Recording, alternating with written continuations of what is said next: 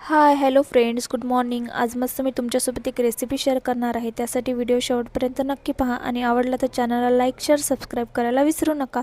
आणि तुम्हाला जर माझा कंटेंट आवडत असेल ना तर प्लीज चॅनलला सबस्क्राईब करा.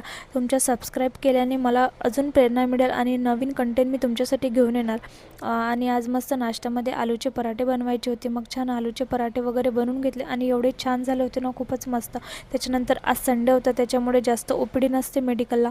मग एक्स्ट्राचे कामं काढायला घेतले. माल वगैरे होता तो लावून घेतला. ते बॉक्सेस वगैरे नीट अरेंज करून घेतले. आणि हे पॅकेट्स आहे ना खूप मिक्स झाले होते. जे पाहिजे ते हातात येत नव्हतं, दुसरंच येत होतं. मग त्याच्यामुळे ते पण सर्व काढलं आणि छान व्यवस्थितपैकी अशा प्रकारे अरेंज करून घेतलं. त्याच्यानंतर दुपारी मेडिकल वगैरे क्लोज केलं आणि नंतर मला एका छोट्या मुलासाठी गिफ्ट घ्यायचं होतं. मग टॉय स्टोअरला गेले.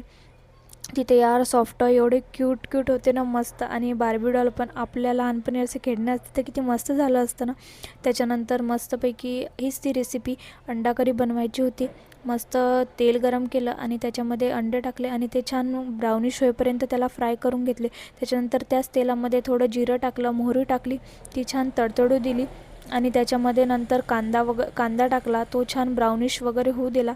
त्याच्यानंतर मी लसूण जिरं टाकायचं विसरली होती. नंतर मग लसूण जिरं वगैरे टाकलं, ते पण छान होऊ दिलं.